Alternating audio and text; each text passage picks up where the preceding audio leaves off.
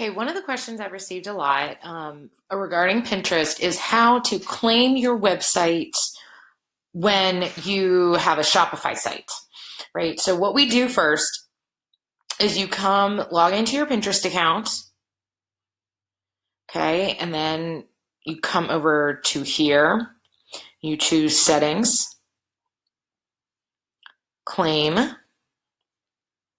and then right here it shows that your website is not claimed, right? So once you put that information in your profile that you had a website, this is how it'll automatically populate. You choose claim, and your option is going to be add an HTML tag. It's the fastest one. Okay, so copy this, and then move into your Shopify in a new tab. For the sake of this tutorial, I am using two different clients' things. It's fine. That's not the part that matters.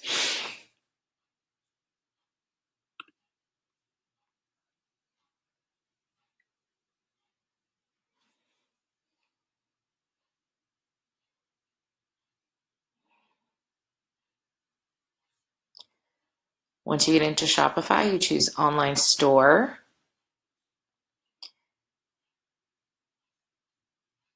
And then your theme is going to show up here. Go to Actions, Edit Code.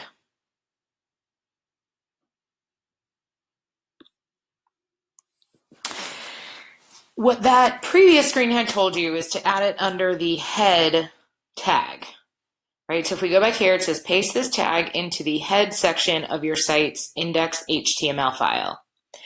So for whatever reason, Shopify consider these to be liquid files. It's like their thing.